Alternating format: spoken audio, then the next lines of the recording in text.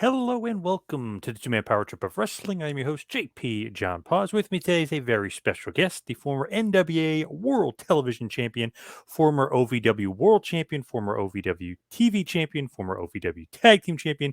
He is, of course, formerly known as Elijah Burke. He is the Pope. Pope, welcome to the Two Man Power Trip. How you doing? Wonderful, wonderful, wonderful. Thank you for having me aboard. I'm always going to be Elijah Burke, by the way. That's Post birth name, so I can't escape that. Yeah, that's true.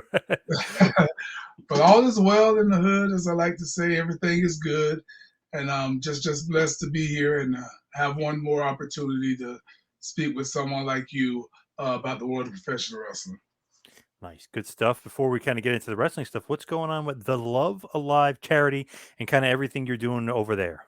Well, speaking of the Love Life charity, first thing I want to do is thank you for um, supporting our cause, and our cause is simply to be the change that we wish to see in the world. So we uh, take care of, help, assist the homeless and in the community of Jacksonville, Florida. We have our 10th year anniversary coming up, where we will hold our 10th annual Love Drive. Our Love Drives are basically where we do what I just explained with Sis. We feed. We don't feed out of a soup truck. We don't feed out of a brown paper bag.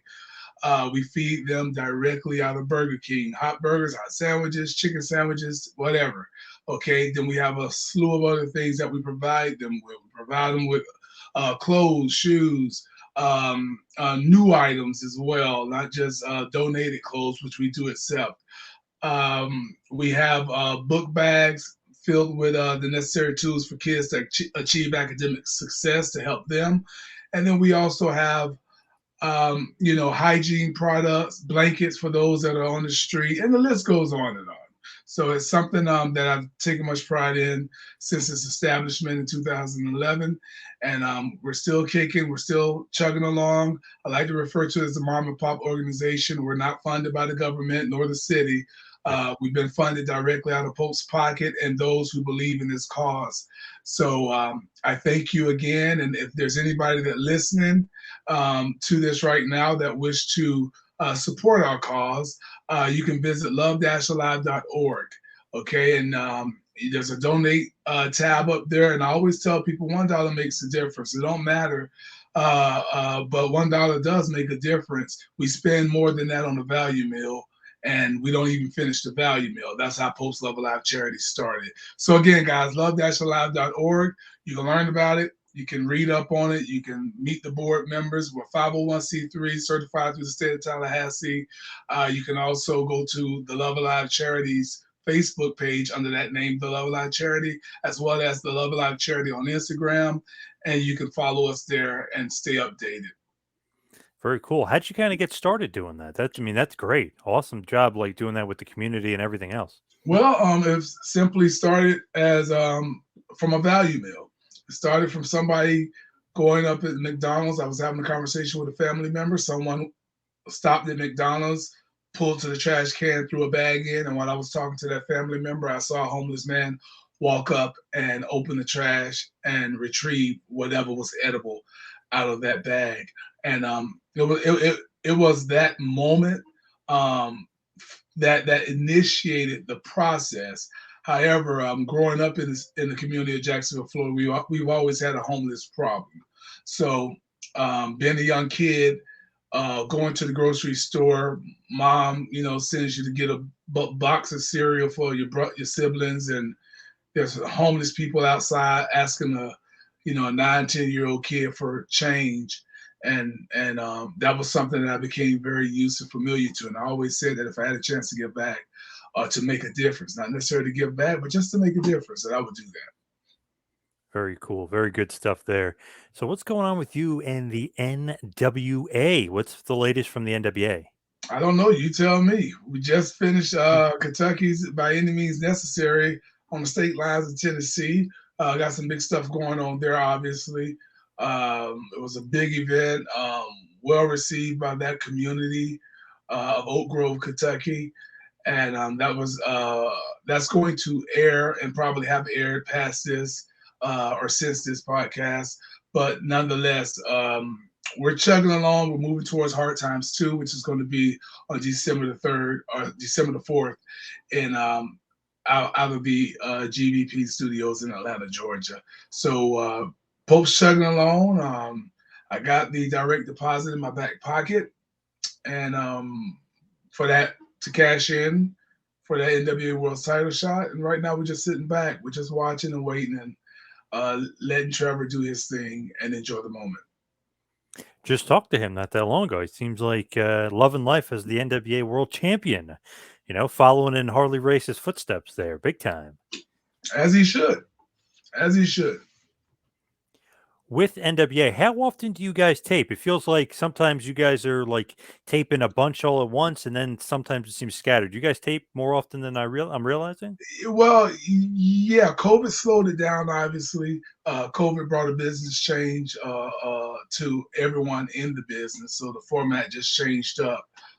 But now, since everything is kind of with the vaccinations and people becoming inoculated or whatnot, and you having your inoculated, vaccinated, whatever, but you got people that are becoming more aware of the rules of how to protect themselves and each other. So now we're getting back out and we're doing a lot. We're going to be doing more tapings on the road as well as just the studio. What do you think of the NWA just as a whole? Because to me, it's like you might be, which is crazy to think this because you're not small at all, but you may be one of the smaller guys in the NWA. I feel like they're very old school in the sense where it's the guys look like wrestlers. You know what I mean? You guys all look like pro wrestlers. Not to say anything bad about some other leagues, but I've seen some guys who are really, really small. I'm like, man, not what I'm used to as like an older fan or whatever, middle-aged wrestling fan. I'm not really used to like, oh, this small guy doesn't look like what I grew up with like as a wrestler. Everybody in the NWA looks like a wrestler. And it's crazy to think you might be one of the smaller guys, which is nuts. Well, I think it's called variety. And as long as you have variety in any type of profession, then you're creating a opportunity to be successful, to do your company and its consumers. You open the door to more possibilities because of variety. You got tires tipping the scales at 400 pounds. You got Bram at 260 and all of that. So yeah, and then we have the smaller guys like the Carino and the Sal Renaro and so forth. But variety is good. Nobody wants one thing. If you have just one set of talent that all look alike, act alike, wrestle alike, then it's just not as entertaining as you pointed out about the way it should be and the way it was. So. Yeah, I talked to Billy not that long ago either, and his like mindset is very old school in a certain sense. Obviously, you mix the old school with the new school, but he likes guys that they look like they're wrestlers. It's like that old school mentality. Like, would you rather walk on the side of the street of the Pope or like Marco Stunt? Obviously, you know what I mean. Like, it's like that old school mentality as a fan. I liked it. Do you like more of like being like an old school kind of guy? I know you obviously you came from Rip and like OVW for a while, but are you more old school? I believe I would consider myself to be more old school, being that I grew up on NWA. Yeah. So I got a chance to witness all type of athletes. Obviously, Dusty Rose was 300-pound white man, and look what he was able to do. And you had so many different guys there. But here's the one thing about it. You look at Abdullah the Butcher, and almost nearly 400 pounds. But wasn't nobody going to mess with Abdullah the Butcher, whether he was in the alley, in a bar, in the airport. No one's going to attempt. And that's the respect level that the wrestlers accrued back then. Today, as you have pointed out in your own way, that's for a lot of fans and a lot of those who see what we do, it's just not there. Were you always a wrestling fan growing up? Uh, Brother, from I wouldn't be in this business if I wasn't.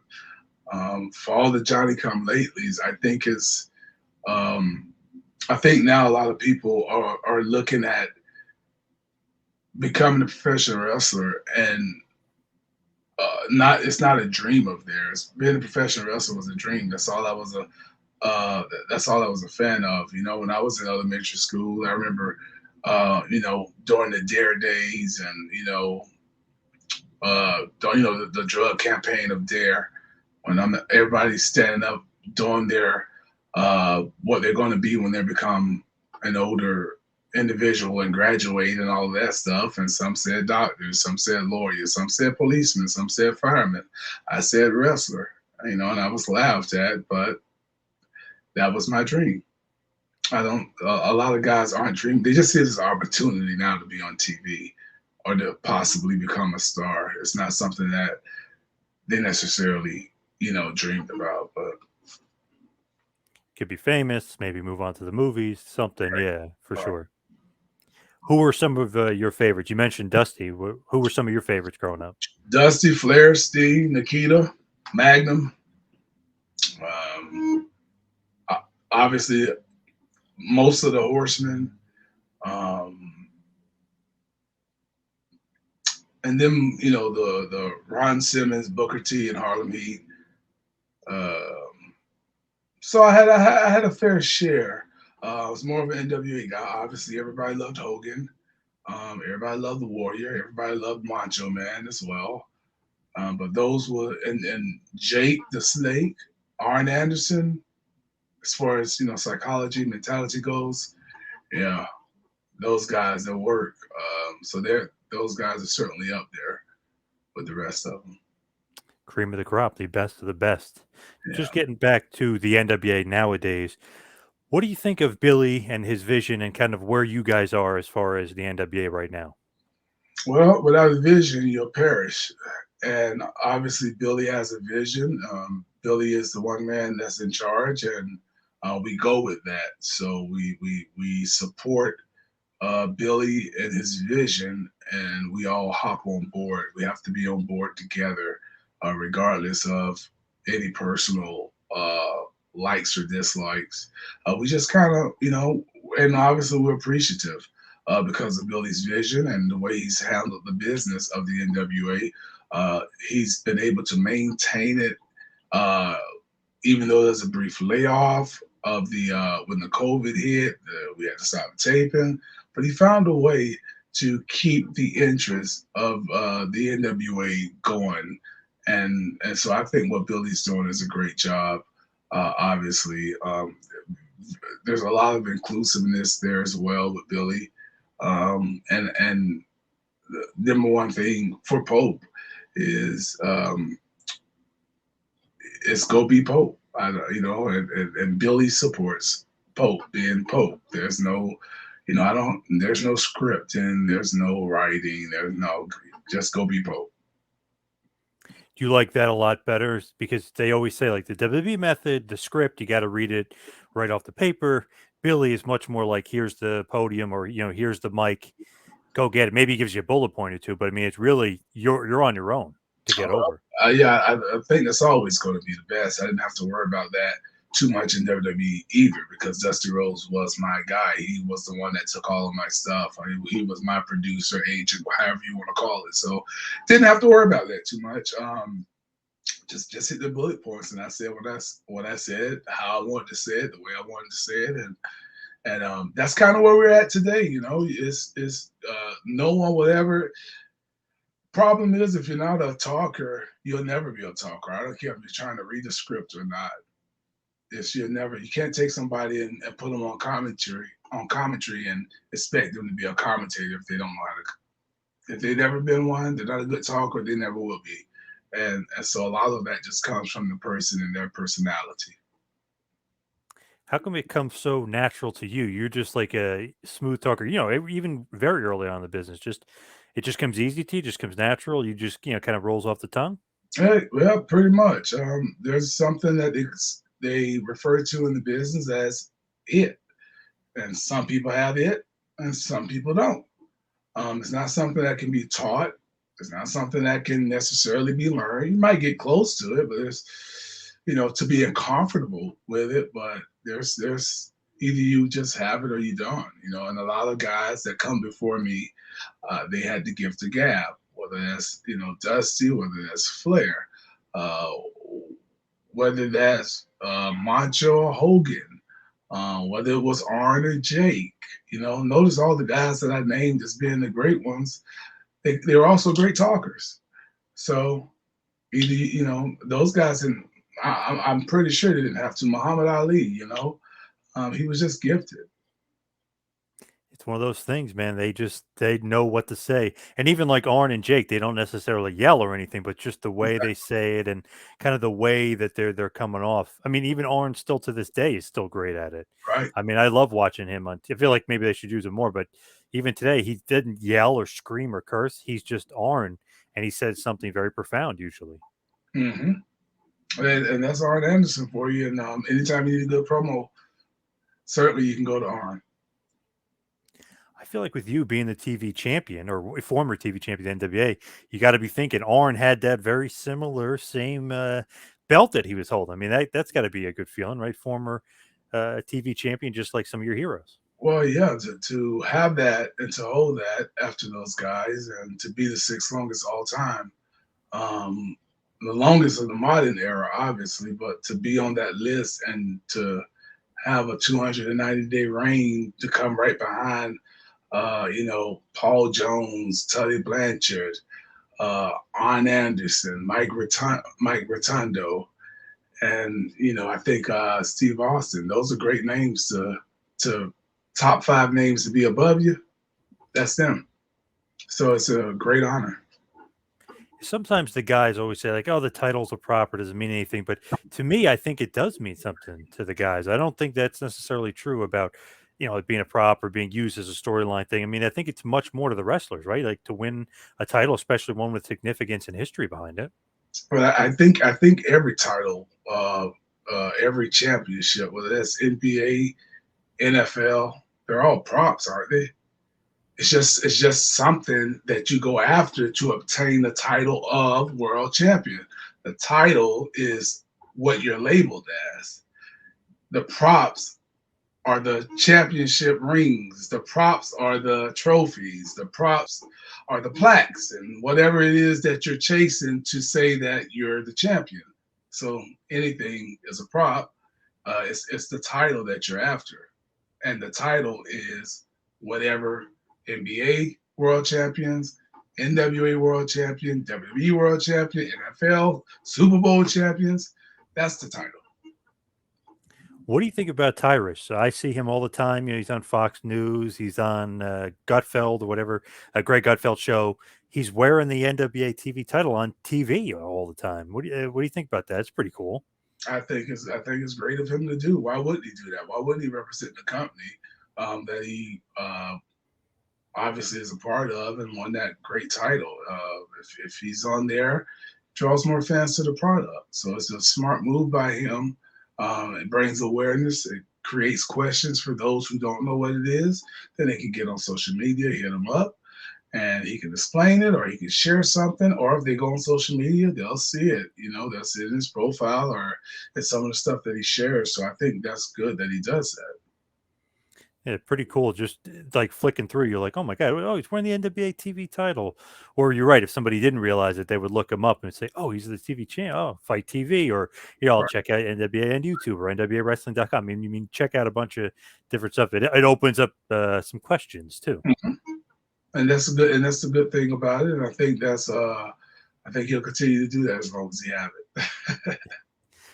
So with you and obviously, your pro wrestling career, but how did you, if we can rewind, how did you actually get in? I know you were an amateur boxer at first and a pretty damn good one, if I remember correctly, like 100-0 or something, or 101, and the one loss was a DQ or something. So how'd you actually get in, or how did you get from boxing to wrestling? Just putting someone, you know, put someone in jail or admitting them into the jail and somehow, some way across the computer screen. I don't know why I saw a banner for the first ever OVW wrestling tryout camp. And I always wanted to get away in. I remember thinking I was going to go to the power plant one of these days. I was 5 years into my wrestling, to my law enforcement career, and crossing over to the streets and everything. And I saw the opportunity just for a tryout, and I got excited. And I took 2 weeks off, went to Louisville to OVW's first ever tryout camp, and I was up there for a week, I believe, and went back. And a couple of months later, Jim Cornette called me, and said I didn't know anything. Didn't know a headlock from a wrist lock, didn't know an arm bar from a crowbar, but I got something, and that I was trainable. Got a good look. You didn't lie. You didn't come in and say you had this many years of experience, and then you get in there and you crap the bed. He was like, we can train you, and I'm telling you, but I'm not telling you to do this, but I'm telling you if you come back, you'll get your contract. That's how sure Jim Cornette was. So that's how I got into the business. Was the boxing thing true, or you were really almost undefeated amateur boxer? Did you really have 100 wins? Why wouldn't that be true? Who's going to make that up? I don't know if wrestlers just they say stuff. I don't know. Who I knows? know. I didn't know. Wrestlers don't say that. History says that. When I came in, they explained to you who I was. I've done several interviews Mhm. talking uh, about who I am and what. Yeah, I was that brother way before WWE. So yeah. Yeah. So nah, that's true. So with Cornette, like, what was your feeling on him? Everyone says he's a polarizing figure, this and that, but it seems like you guys kind of hit it off right away. Yeah, well, why wouldn't I mean Jim Cornette is Jim Cornette even to this day. So I have nothing but love for Jim Cornette. I've never had a bad word with him. Everything's ever always been on a respectful level. So Jim Cornette is Jim Cornette, and he's gonna always be Jim Cornette. So either you love him or you hate him. That's just the way it's gonna be with Jim Cornette. But yeah,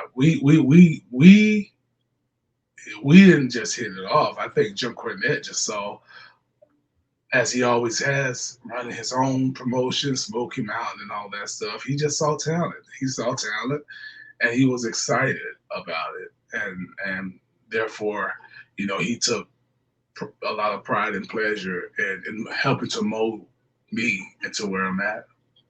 He took a big part of that in the early stages for sure. I think some of that stuff with Cornette too, he just plays it up because he's playing almost a character on his podcast sometimes, where he'll play it up because he'll garner more views or something, where people will definitely kind of be interested. Whether you said you're right, whether they love him or hate him, they'll be interested in what he's saying. But that's great that he took the liking to you. He saw that the it factor, if you will, that you were kind of mentioning before. Yeah, I don't think there's no. I don't know necessarily what you're referring to, but I don't. Jim Cornette is Jim Cornette, and everything Jim Cornette says, Jim Cornette means. Hmm. That's Jim Cornette. He's the same way that he's always been, as far as I'm concerned. Whether he's saying stuff people like or whether he's saying stuff people don't like, Jim Cornette has never been his tongue. Since when has Jim Cornette not been an outspoken character, as you just said? That's Jim Cornette. That's not just a Right. character. That's Jim Cornette. Right, I gotcha. I feel like with Cornette, though, you're right. His like as far as scouting talent, he bringing in all those great guys to OVW. Add yourself to the list. He's been spot on with a ton of those guys. Bring Cena, Batista, and so on. Was Rip always the trainer for you when you got in there? Like, who did the actual training part when they actually put you in the ring? Um, I mean, Rip was very hands on, but he wasn't necessarily. There was like two. There was like three levels. There's three phases. You got the beginners, intermediate, which is Rips, and then you had the contract class. So you had to go through that process. And so while you have your once you graduate from basic training, then you go on to Rips, and now Rip is about teaching you your holds. Sometimes you train with Rip and you never get in the ring. You're on the floor. And so, Really? well, and that would probably benefit a lot of guys today who don't know how to chain wrestle. You get on the floor, you work a hold, and then he says switch, and you work a hold, and then he says switch, and now whatever hold you was working before, you don't go back to it. You go to a different one, and then you say switch, and then you go back to. So it's methodical, uh, and and teaching. He had a way in teaching you, and very grateful for it too. Uh, because I can get in the ring today and wrestle with someone, wrestle for 3 minutes or however long I want to, and never disconnect. And by disconnect, I mean losing a grip, letting your hands loose, stay connected to them the whole time. You won't see that much because nobody really wrestle anymore. That is true. The chain wrestling and stuff, it should be there. Rip, Yeah, it's not there. You yeah, might get an armbar go behind, and after that, it's all running in spots. right, absolutely. Yeah, it's just Be sure to remember go back. memorization of spots. Yeah. Be sure to go watch the power from By Any Means Necessary that I was alluding to earlier. Go watch that match with Kobe Carino and Pope. Oh, nice. All right, I'm gonna have to check that one out. With OVW, you were saying there's the contracted class. So who like how do you break that down to the levels? Like you start out with Rip and then you move on to like No, you start out in the beginners class. That was okay, probably Nick Dinsmore that was running at that time because he was, a homegrown talent. Will be signed himself, but you always just had someone that would train the newbies, and it wasn't about ring time per se. It was about understanding the systematics, understanding the of just the nuances, if you will, or not, I should say, but understanding how to properly take a bump, understanding how to properly go over the top rope or through the rope, or just little things like that. That some people will take as a nuance because they want to do a lot more things. But yeah, just the fundamental teachings of professional wrestling. Then when you get to Rip, after you know how to take a fall and you can properly take your bump or whatnot, now you go to Rip, and now you're doing other stuff, And Rip would do drills every now and then, but he just focused on you knowing how to wrestle, how to wrestle, and then when he finally got you in the ring, he wanted to see a babyface sell. He wanted to see a heel get heat, you know. Um, for instance, um, heels don't. A lot of heels today don't necessarily get heat. They may do a cool move to stop a guy, but if a heel is doing a cool move to stop a guy, is that going to make me want to hate him when that heel looks so cool doing it? No, it's going to right. make me want to cheer him. So Rip taught psychology. That's what Rip taught. I mean, he was just spot on. You know, if I'm supposed to be the bad guy, I don't want to. It was the reason I stopped doing my outer limits elbow drop off the top rope when I would run and stand on the top rope and come down. I stopped doing that because I was the bad guy. And if I'm the bad guy doing that and the good guy does not do a move that is more impressive than that, it hurts the match. It hurts what we're trying to convey. That's psychology. So outside of that, once you got done with Rip, if you got signed, then you moved on to the contract class, and that was, at multiple people that WWE would have come down. Al Snow became the guy, but before that, it was like Lance Storm and Bill DeMott before they shipped him down to Atlanta, the Deep South. Dean Malenko would be down, Sarge would be down. So they would just constantly have people coming, but I remember Robert Gibson was there for a while. But they would constantly have guys coming in and out, but you also always had a mainstay. And Lance at the time was assigned to OVW before it was Lance and Al Snow, and then Al Snow. And that Such a was your contract class. such a great like system. Was there any problems with like contracted wrestlers and non-contracted wrestlers? Because you had a Never, bunch of them. Oh no. never.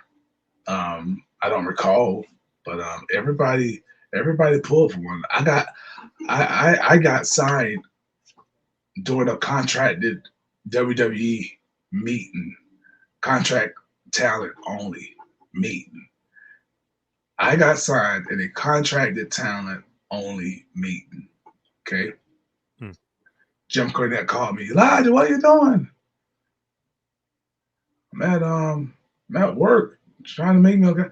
I need you to get here. Get somebody to come. Stephanie's here. John Laurinaitis is here. I want you to come. I want you to cut a promo. I get there. All the contracted people are in the stands, and they're having them to talk. They're having them to get in the ring in front of Steph and Tommy Dreamer and John Laurinaitis and whoever else was there. They got them all getting in the ring and they're cutting promos because they're trying to figure out who they want, who they're going to bring up, who's ready, who's not ready, whatever. And so when that happened, it was over with. And Jim goes, Hey, Steph, I got one more. Hold on. I just want you to hear this guy. I want you to meet a lot. I mean, he just stepped up for me. I got one more. You know, he's not one of our contracted guys, but I want you to. And I got in the ring. Stephanie said, okay. And I got in the ring. I spoke, cut a promo, just talked about me. It wasn't a dry tear in the house. And Stephanie was crying. John Laurinaitis was crying. And a week or two later, Tommy Dreamer sent me my contract. Wow, awesome. What did you say that was got everybody I, so I, emotional? I don't. I just told my story. That's all. Too long too long to Right. Okay. share. But I just talked about me and my story, my dreams and my aspirations, and what brought me there. That's it. Pretty powerful stuff though. With Johnny Ace and Stephanie and everybody, you're getting emotional over it. Pretty awesome. Kid, you made me cry. Yeah, yeah. So it's one of those things. I mean, so to your question again, no, everybody pulled for everybody for the most part.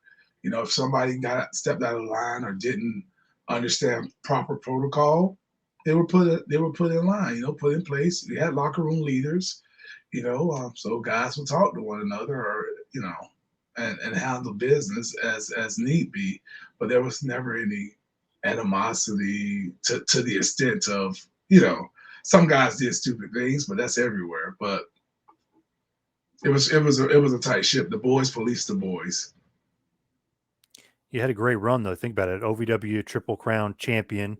You like you mentioned, you didn't know anything going in, and then all of a sudden you're the Triple Crown champion. You get a contract. I mean, that's a pretty damn good run you had there. Well, I wouldn't say I didn't know anything going in. I didn't know uh, the psychology and maybe some most of the moves going in, but I knew a lot.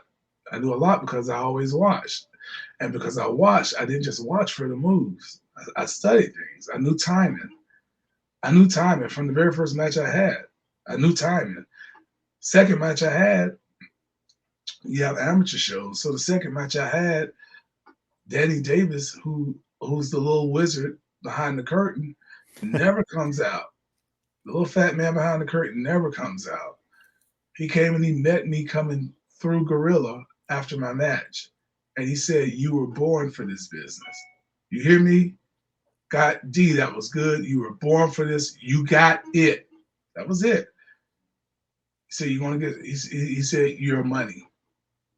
Danny Davis told me that, and this was an amateur match, but they hadn't seen somebody come out there, I will assume.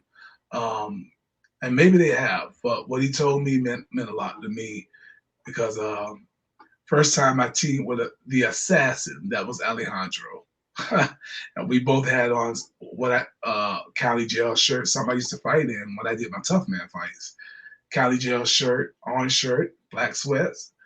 But that second event, I was in a tag team match, and I completely flipped the script and did something totally different. Got over me, who I am. Just got over me, a character, which pretty much is what you see today. And he just got up, and everybody just stopped what they were doing because here comes the wizard. And he said, "You were born for this business." And I'm forever grateful to Danny Davis and Jim Cornette because they believed in me, and the rest is history. They saw something and they said, you're a natural, at that point. So they saw that it factor again, that mysterious it factor. They saw that in you. Indeed. When you actually get called up to WWE and like you're going to be in ECW, who is actually the one that like calls you up? Like, is that like a Johnny Ace role where he says, "Hey, we love what you're doing OVW. We want you on TV and WWE." No, I think it was a creative process. And yeah, it was a creative process. And Court Bauer was the one that called me from creative and told me that I was coming up and what I was coming up to do. So immediately they say, they're probably going to put you. I think it was with Sylvester Turkai right away. Correct. What was like? What did they say that what they wanted from you? Basically, just it's going to be you guys put together, and we're going to see what we have here. Pretty much. Pretty much. There was no detailed anything. It was you. He's an MMA monster. You're his mouthpiece. That's it. That's funny. Sometimes like there's like this big elaborate thing, and sometimes it's like, "Oh, let's see what we have. Like, like we know Nah. we have something there, but let's see. Mhm. No, they just that was it. We we're looking and trying to figure out why am I there and we didn't get our outfits till the day of. We had to go out and buy it, you know, or they went out and buy it. Sent someone out to buy the sweatsuits that we used to wear. So I don't think it was a long thought out process. I just think it was something that they were going with. They saw it. Let's just go with this, and we did it that same day. I think his first match was against the Tonka. I think. I don't know. With that, what did you think of the new ECW? You probably were familiar with or I think you're probably familiar with the old ECW. What did you think? Like, okay, this is interesting. They're trying to, rebrand or reintroduce ECW, and they got a bunch of young guys in there, not necessarily have as roles for us as of yet. Opportunity. That's what it was. Did you immediately think like this is great? I made it to the big time. Were you nervous? Like, were you feeling some pressure at all? Like, what was the thought process as you entered into the WWE really for the first time? Well, I mean, I started on SmackDown. I didn't start with ECW, so I started on SmackDown just so that it's clear. Okay, right. Yeah, well, I mean, that's where we were. We didn't go over to the ECW brand until the actual ECW event, December to Dismember of 2006. So, that was. I see the brand as more of an angle. It was more of an angle than anything. And no, I mean there was I don't know how much. Of course, there's nervousness, but there's probably more excitement than anything. More excitement because you get the opportunity to, you wish it was on a different concept as far as just because we were just kind of put out there. But hey, we're there, and I've done what I've always done. That's make most of the situation that I'm in. I should have probably worded that better. Yeah, obviously you start with SmackDown, then you move to ECW, but the debut with SmackDown was with Turkai, and like you mentioned, Yeah. those track suits. Mhm. To me, it's one of those things where I don't know, like you're kind of reintroducing ECW, but you have all these new guys and Dismember ECW's December to Dismember didn't really go off the way I think people wanted it to. It wasn't the best outing or the best showing at that point. I don't know if you remember it any differently, but from the fan perspective, it wasn't that great of a show. I thought our match was good. I don't care about what the show was. Yeah, that's not for me to worry about. Right. Yeah. Did you want to do the commentating stuff? Because I know that you did some commentating stuff there with Joey Styles. Like, was that something too? Where like, wow, this guy's got the gift of gab. Let's try him out on commentary as well. And I know like they were kind of giving you a bunch of different roles. Yeah, well, that was something initially that they thought about too, was the commentary. So when did the stuff with Joey Styles, that was unnatural for them to go to because of Taz being away. And so yeah, so that was fun. I'm down to do. I love being a jack of many trades, and that was great. And obviously, I went and did that in TNA, and I do it in NWA. Yep. So it's good not to just be one dimensional. If you're one dimensional, then you limit yourself. Yeah, you're very, I know, like you're great on the mic. So it's funny, like some guys can just adapt, like yourself, and be okay. I can do the manager thing a little bit with Turkai. Hey, you want me to commentate with Joey? And then like you kind of have that just sense of being able to do, like you said, many different things. Was commentary always kind of on your mind, or it was just like, okay, I'll try it, and again, I I'm wanted piecing to it. do everything that is involved in the world of wrestling. I wanted to do everything. I've done everything.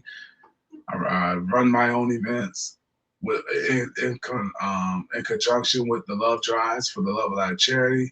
We're going to do Duval Brawl 4 on January the 8th, 2022, which is a big wrestling event as well.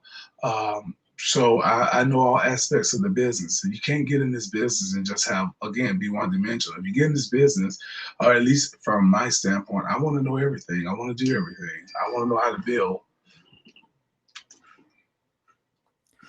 And of course, ECW, the future of ECW at one point was a great gimmick.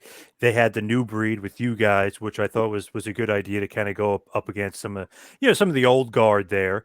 Did Mhm. you like that? Because it was something like, wow, you're really going to give you guys a chance and kind of give you guys a name because you're going up against the RVDs and the Sabus of the world, and you and Corvan and Thorne, and you're going to take them, and Striker, you're going to take them out a part of the new breed. Did you like that angle? Oh, it was great. It was a great angle.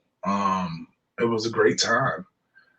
Those guys were very giving, and they were very professional, and they were helping, as much as they can. Certainly, Dreamer from a teaching standpoint on the job training. So I love working all those guys.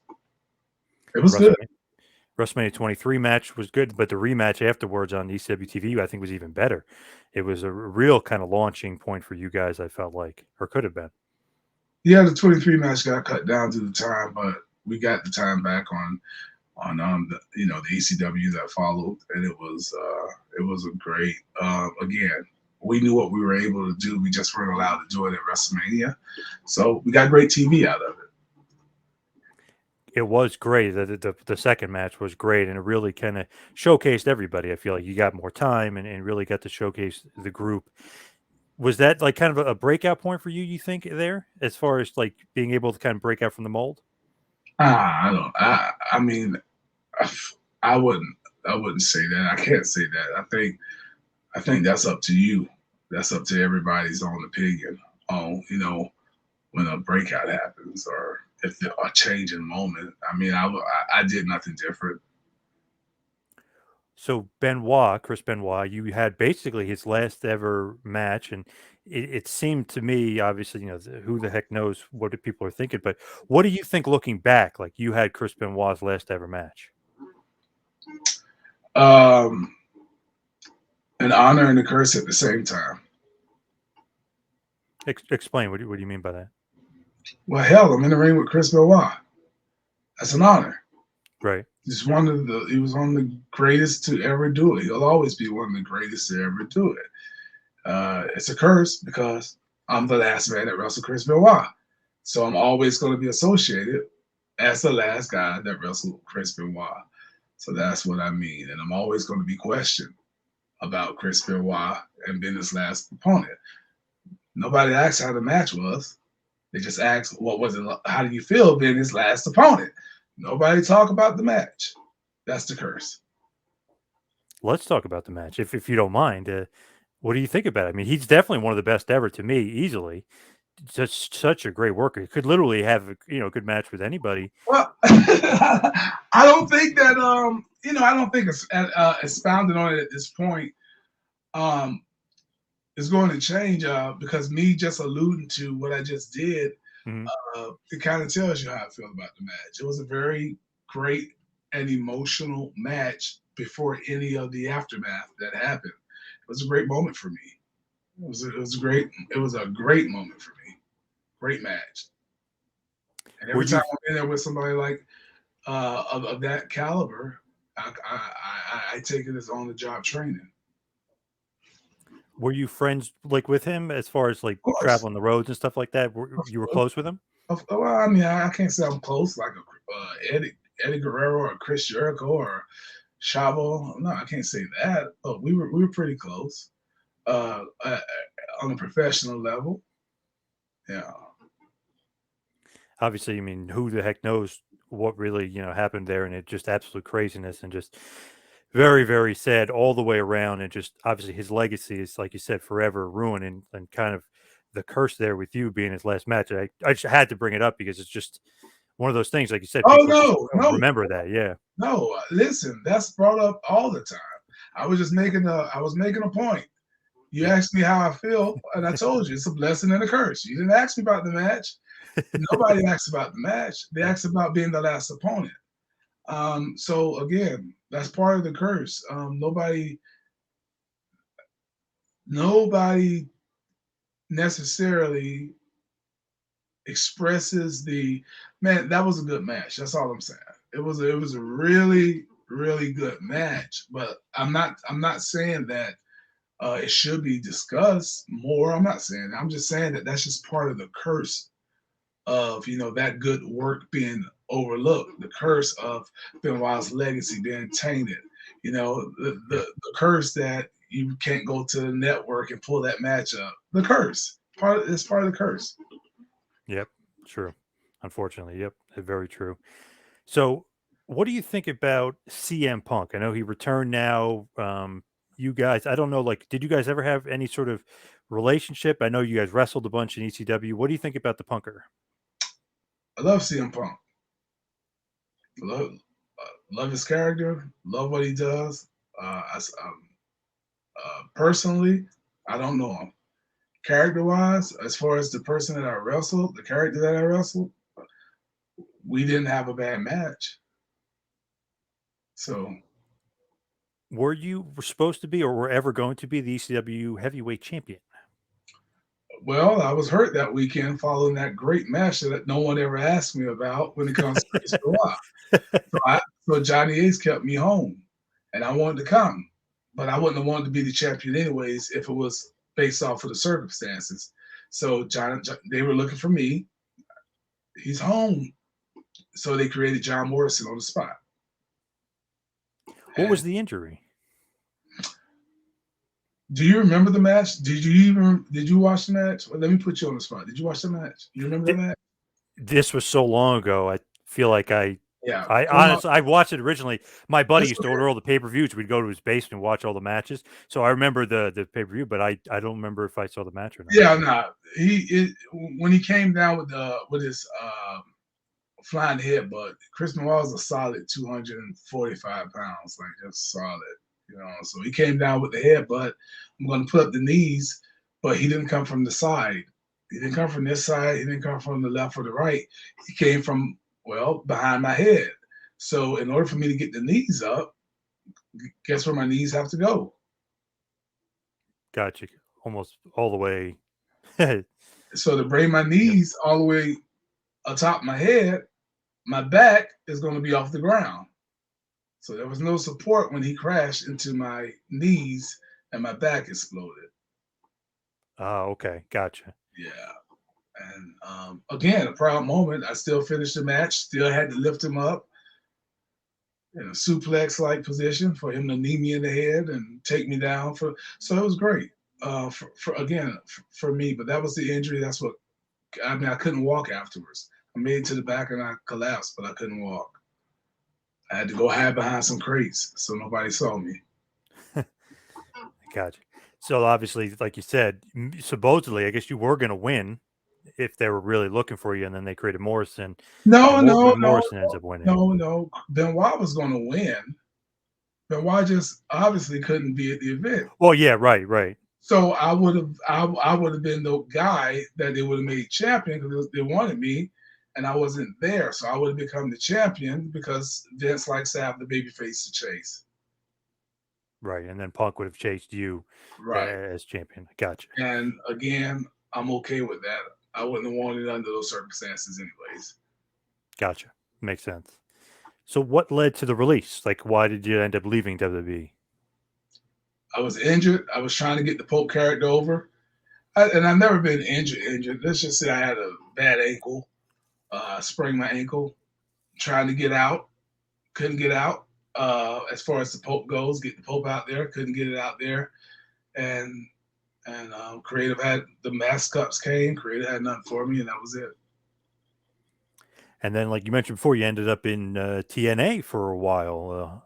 Like obviously under the guys at Dixie, but during the Hogan era, you ended up coming in there as the Pope and just having a great run in TNA. Before Hogan.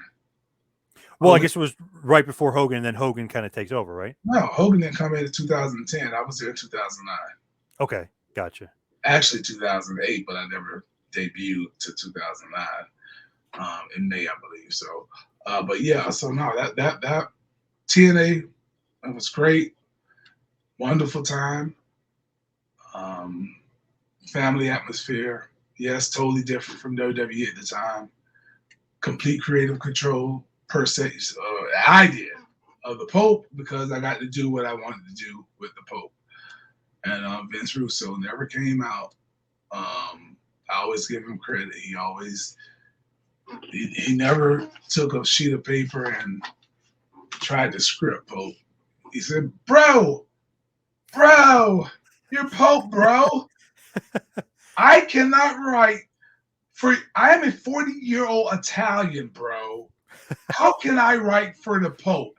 What does the Pope think? What does the Pope? You know that, bro. Go be Pope. So for everybody that gives him crap, I give him, I give him kudos for that because that's the same guy that, uh, for lack of better terms, he wasn't The Rock. He couldn't be The Rock, but I'm sure he helped maybe give ideas. But Rock, go be Rock. Stone Cold, go be Stone Cold. Pope, I'm not on their level, but Pope, go be Pope. That's what he did. Go be Pope. That's kind of like the genius of it, right? I mean, it's when to step back and say, "Hey, I can't Right, give this guy a script," right? I mean, that's like the genius of it a little bit, where it's like you got to collaborate, but you can't tell the guy exactly what to say. Wouldn't be their character.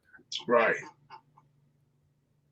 So with him, you guys obviously had a pretty good relationship, you and Vince Russo. I mean, again, professional relationship. Yeah, it was good. I can't think of one time that it wasn't. Pretty good run, if I remember it correctly in TNA. I mean, Kurt Angle, Sting, Abyss, a team with Nash a little bit. I mean, you had Samoa Joe. I mean, you had a really good run in TNA back then. Yeah, again, um, gonna have rough patches anywhere you go, but I look back on my time in TNA as being um, very positive. With like the TNA and everything that happened there, and as you start to go forward, I mean, they had you almost be like the commissioner role. Then you said when you came back, you did the commentary role. You'd like to do a bunch of different things. It's one of those things where they kind of want you to do all that stuff, or is that you wanting, like you said before, wanting to do the different roles and any opportunity they give you, you want to do? Yeah, when opportunity comes, you seize it. So yeah, um, opportunity was just there, and I'm not going to back down from it. Every new opportunity is your next greatest challenge, and I look forward to my next greatest challenge. I feel like you and Josh Matthews had some pretty good chemistry as far as just like a commentary team. Like we Yeah, didn't expect it, but it was like, wow, look at this Pope and yeah, Josh Matthews out of nowhere. They're a great team yeah, together. yeah. That kind of just worked itself out. Josh helped me greatly in the beginning but all of my job was just to get over the talent, and by me being a talent, I knew how to get over other people and verbally. So that's why Mancho was great. That's why Mr. Perfect was better. That's why Bobby Heenan was the greatest. Yep. And the list goes on. So as we head towards the finish here, head towards the wind down, what's next for you? Like what else you go? I know you kind of briefly mentioned before, but what are you up to next? What's in store NWA for the Pope? World Heavyweight Championship. That's next. Yeah, that is next. I got a couple of shows. And again, I don't know where we're at in this time slot, but I'm staying busy. NWA is my focus. NWA World Heavyweight Championship is my focus. To become the second man in 74 years to hold that title will be history making, and probably the no doubt the biggest accolade that I could obtain. There's only one title that carries such prestige, such royalty. Luthez, Jack Briscoe, Dory Funk, Terry Funk, Ric Flair, Ricky Steamboat, Dusty Rhodes, and the list goes on. So there's only one title in wrestling that carries that prestige, and that's the NWA World Heavyweight Championship. With you, when you look back at your career, and obviously it's still going, you still got many of time left. You got the NWA titles in your sights there. Do you have any regrets, like, in the business at all? Anything you look back, like, wish you did differently or something that you wish maybe would have gone differently? Uh, just one, but that has nothing to do with the business. I was filming Django Unchained, was on set there for about 2.5, 3 months, and it's just not. I always tell people that's the only challenging one. It's not a regret because I did what was right for me. I did what was right for my business. But TNA called me from the set and needed me to come back to start the BFG series, which was a battle royal, and we weren't filming. And I decided to because filming was paused. Leonardo DiCaprio was sick. Filming was paused. Rain happened. Filming was paused because it was outside. We were shooting a lot outside with Django Unchained. And I was aware that when filming resumed, they were going to need my face. They were going to need me in the camera. And we all had stand-ins. And they told me they needed me, and I tried to back them off. And I'm like, hey, no, no, hey.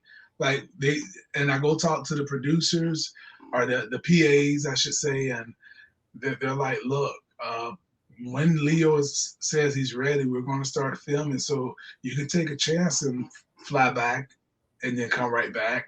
But if we start filming tomorrow, you're going to lose your spot. And this is going to be a red carpet event. This is going to be big movie. It's Quentin Tarantino. And I went back. I agreed for them to fly me out, them being TNA, for just that taping, and then fly me back to New Orleans, the right after the tapings, and I got called, and she informed me that they were filming and they used my placement, so I'd no longer be needed. Wow. So that was a again, it's not a regret. I made that decision, but I did so because TNA for those 2.5, 3 months I was away, my check was always in the mail. So I got to go where my bread is buttered. Yes, it would have been cool to be featured in that movie and to be on the red carpet and have my name in the credits. But I decided to be loyal where loyalty was being, presented to me. So, but that's kind of if you want to call it that, there's no regret. I made my decision, but that's about it. Is Hollywood, was that always kind of No, a thought of yours? And no, acting in Hollywood, no? I've done plenty of acting. Again, nobody. I came in the world of wrestling to be a wrestler, not a Hollywood actor. How did that happen? Like, how did you get that role just to begin with?